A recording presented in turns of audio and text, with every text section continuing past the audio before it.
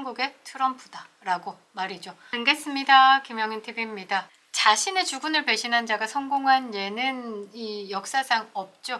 한동훈 얘기입니다. 국민이 먼저다라고 이야기를 하지만 그래 그렇다 치더라도 당에서 배출한 대통령을 물고 늘어질 것이 아니라 그렇다면 민주당의 묻지마 탄핵부터 규탄을 했어야 하는 것 아닙니까? 국민이 먼저라면요.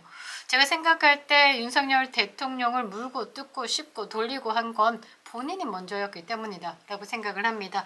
너만 살자고 그 지랄을 해놓고서 지금 와서는 국민의 개가 되겠다라고 합니다. 제 생각엔 그냥 개입니다. 한동훈이 주장하는 국민이 어떤 국민인지 도저히 알 길이 없습니다. 그리고 죽은 등 뒤에서 칼로 찌른 사실은 사라지지 않죠. 암만 도적질하는 부모가 있어도요 신고하지 않는 게 참 자식의 도리죠. 그런데 이 한동훈은 본인이 우선이기 때문에 이 배신 20년의 히스토리는 아무것도 아니었다라는 것이죠. 이 징글징글한 이재명이 사법 처리가 되는 거 기대하고 이 이재명만 가고 나면 나라가 정상 작동될 것이다 라는 기대가 있었는데요. 무슨 개벽다구 같은 게 나타나가지고 주접이란 주접은 다 떨고 선거란 선거는 다 말아 쳐 잡쌌죠. 민주당에 가면 몰라도 이 죽을 때까지 보수 진영에서는 의원은 될 일이 없을 것 같습니다. 국민들이 강력하게 거부하고 있죠. 한동훈이 정말 정치를 꿈꾸는 걸까요? 당대표 사퇴 후 2년도 아니고요. 2개월 만에 들썩거리면서 책을 폈다라며 나왔습니다. 정치인을 꿈꾸는 건지 저는 아니다라고 보는데요. 한동훈이 연거푸 정무적인 판단을 미스하는 이유는 본인이 정치인이 아니라 연예인 마인드를 가졌다라고 저는 생각을 하고 있습니다. 연예인 마인드를 가진 한동훈, 문제 있는 하루를 다뤄보도록 하겠습니다. 구독과 좋아요 버튼 꼭 눌러주시고요. 끝까지 시청 부탁드리겠습니다. 큰 힘이 되고 있습니다. 자, 윤석열 대통령 25일에 최종 변론을 마쳤습니다. 나라가 들썩들썩거리죠. 윤석열 대통령 최후 진술을 들어보고 난 다음에 생각이 있다면, 그러니까 머리에 뇌가 있다면, 뇌가 정상 작동을 한다라고 하면 대한민국의 지금이 어떤 상황인지, 왜 비상계엄이라는 방법, 가장 자극적인 방법을 선택했는지, 왜 최고의 권력자가 본인을 놓고 희생하면서 이 비상계엄이라는 걸 선택했는지 그 절박한 심정에 눈물이 아니 날 수 없죠. 자, 윤석열 대통령 탄핵 과정에서 가장 핵심적인 역할을 했던 한동훈이 출간한 자서전 국민의 면접입니다. 여기서 한동훈의 선택을 통해서 당시의 상황과 자신의 입장을 상세히 밝혔습니다. 일단 에라이 퇴퇴퇴라는 말을 하고 싶은데요. 일단 비판의 목소리가 굉장히 제기되고 있습니다.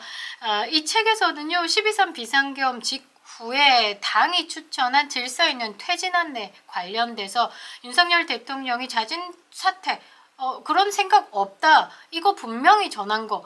이걸 가지고 도저히 막을 수가 없었다. 그때 본인의 심경을 토하고 있습니다. 그러면서 대통령실 관계자를 통해서요. 자진 사퇴할 생각이 없으니까 당이 도저히 막을 수 없을 때까지 몇 번이고 탄핵을 계속 부결시켜 달라라고 대통령께서 호소한 부분까지도 여기서 펼쳐냈습니다. 아니 이러한 상황이 보수 정치와 국민의힘 나아가 대한민국에 큰 해를 끼칠 것이다 라고 우려했다라는데 뭔가 생각 자체가 좀 다르죠. 대통령을 먼저 생각을 한다. 집권여당의 당대표로서 대통령이 왜 이런 요구를 할까에 대해서 감정을 담고 그리고 믿음을 투척해서 그 왜라는 부분에 대한 해석을 해야죠. 윤석열, 불통. 좌파 진영의 마인드와 시각으로 대통령을 해석해버리니까 이런 내용을 책에 담고 있는 겁니다. 황당합니다. 그러면서 비상계엄 선포에 대해서는 이재명 대표에 대한 유죄 판결 확정이 그리 멀지 않은 상황이었고 시간은 우리 편이었는데 도대체 뭐 때문에 이런 비상계엄 선포를 한 것인지 안타깝고 답답했다라고 심경을 토로했습니다. 그보다 더 큰 절박함이 있었다라는 것을 모릅니까? 대통령이 2년 반 동안 이 탄핵 29번과 이재명의 재판 지연 그리고 사법부와의 결탁 이런 부분에 대해서 이게 고시라고 생각할 수 없기 때문에 라고 판단하지 않습니까? 저는 그렇게 판단을 하는데요.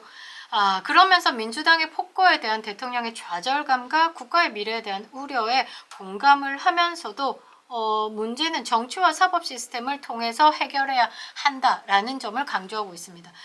그러니까 그냥 뭐라고 해야 되나, 정치 감각은 개똥이다라고 봐야 되겠죠.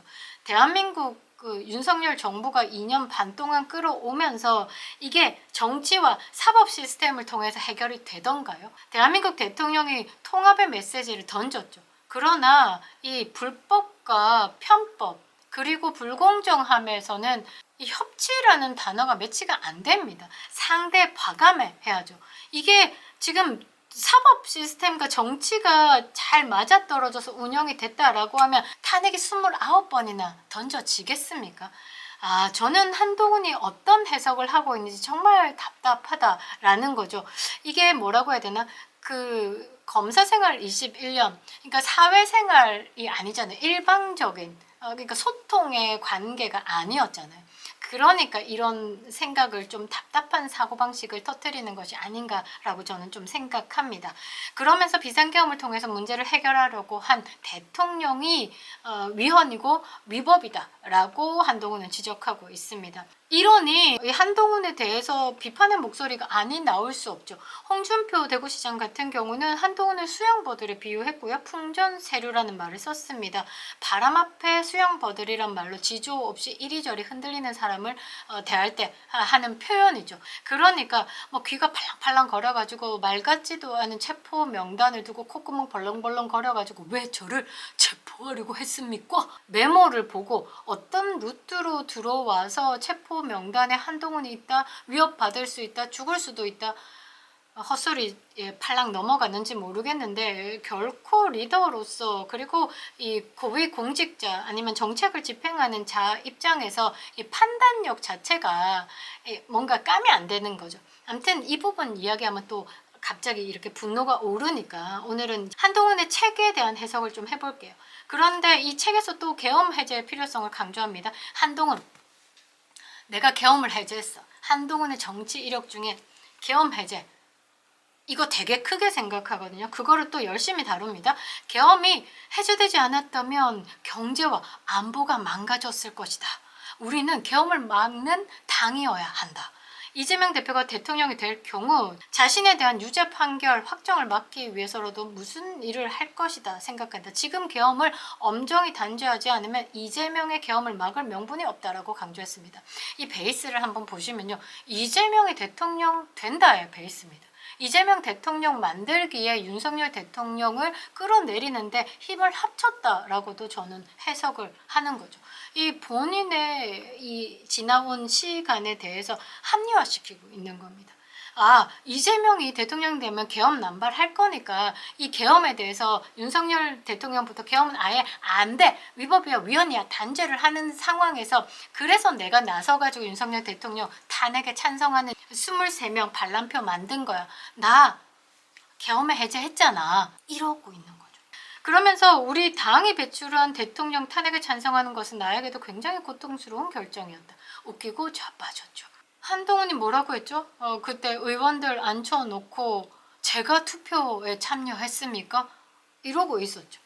그러면서 한다는 말이 당과 보수, 대한민국을 위해 불가피한 결정이었다. 판단했다. 매우 고통스러웠다. 비판을 감당하겠다라고 이제 와서 윤석열 대통령 돌아올 것 같으니까 그런 건지, 그리고 솔직히 말해서 2달 동안 책을 펴냈다라는 게 이 책이 얼마나 졸속인지 아무리 파고들어도요, 그 책을 갖다가 터치를 하고 빨라도 6개월인데 2달 만에 글을 썼다라는 건 거의 일기장 수준 또는 딥시크, 챗GPT 아닙니다. 이제 미국 쪽 챗GPT가 아니라 중국 쪽 딥시크를 쓴 것이 아닌가라고 저는 생각을 하는 거죠.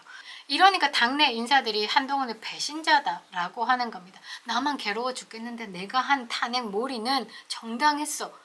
이런 얘기를 하고 있는 거죠.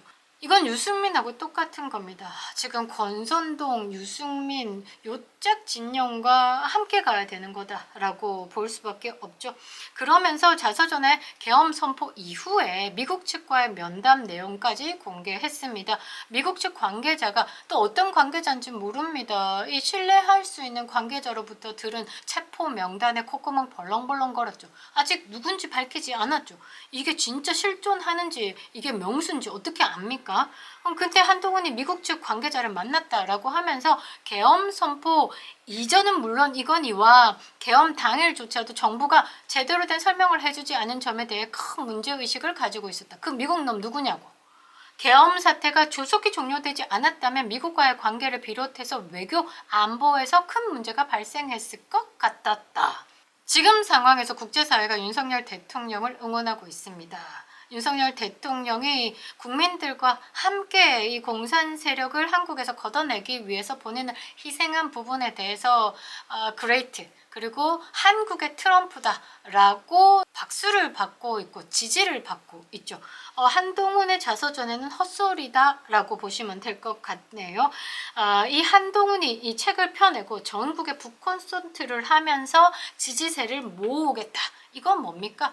윤석열 대통령으로 지금 강력하게 보수가 응집하고 있는 상황에서 본인이 나와서 지금 윤석열 대통령을 지지하는 보수의 세력은 과표집됐다. 한동훈이 나오면 뭔가 달라질 것이다. 지금 5%, 4% 지지를 받고 있지만 한동훈의 등장으로 다시 치솟을 것이다 라고 얘기하는 건 윤석열 대통령으로 응집하고 있는 이 보수의 응집을 와해시키겠다라고 얘기하는 거죠. 그 말은 보수의 분열을 하겠다. 그 말은 또 배신으로 당을 시끄럽게 하겠다. 이거는 뭡니까? 이거는 한준석입니다. 이준석이나 한동훈이나 유승민이나 권영세나 권선동이나 똑같다라고 보시면 될 것 같습니다. 그리고 대한민국의 반이 윤석열 대통령의 이 비상계엄의 계몽이 되었다라고 하는데 한동훈은 굳이 이거는 계몽령이 아니다. 국민이 계몽의 대상이 아니다. 이해 불가하다. 계몽은 정말 지식 수준이 낮거나 인습에 젖은 사람들을 가르친다라는 뜻인데 사전적 의미. 그런데 우리 국민을 계엄령으로 계몽해야 될 대상으로 이야기한다라는 것 자체가 이해 안 된다. 국민이 계몽됐다라고 이야기를 하잖아요. 지식 수준이 낮지도 않은 김계리 변호사가 저는 계몽이 되었습니다 라고 이야기를 하잖아요. 저도 계몽이 됐습니다. 윤석열 대통령이 공과 과가 있습니다. 왜 과가 없겠습니까? 2년 반 동안 정책 중에 마음에 안 드는 거 많습니다. 제 영상을 보면 그 부분에 대해서 비판한 영상도 있습니다. 그러나 대업을 이루기 위해서 본인을 희생하면서까지 국민들에게 뭔가 메시지를 던졌다라는 건 정말 박수칠 일이고 전 세계가 깜짝 놀랄 일입니다. 전 세계가 기적이라는 단어를 나라에 쓰지 않아요. 근데 대한민국에는 두 번의 기적이란 단어를 쓴다라고 합니다. 첫 번째 기적은요, 한강의 기적이죠. 박정희 대통령이 만든 한강의 기적. 그리고 두 번째는요, 단기에 국민의 반을 이 사상을 송두리째 바꿨습니다. 이게 기적이다라는 거죠. 윤석열 대통령은 기적을 이룬 겁니다. 그런데 이 사전적인 해석을 가지고 도저히 계몽이라는 건 절대 국민을 대상으로 하면 안 돼. 알겠습니다. 니는 그렇게 하시길 바랍니다. 앞으로 한동훈에 대한 이런 발언들에 대한 논란들이 계속될 것으로 보이는데요. 오늘은 한동훈하고 이재명하고 개같은 인생 가지고 둘이서 막 싸웠더라고요. 네가 개고 내가 개고 그냥 다 갠 것 같습니다. 대한민국 정상화를 위해서 돌아올 윤석열 대통령, 그들이 그렇게 이야기를 했죠. 한국의 트럼프다 라고 말이죠. 더 강력해질 윤석열 2기를 기대해 보도록 하겠습니다. 김영윤TV였습니다.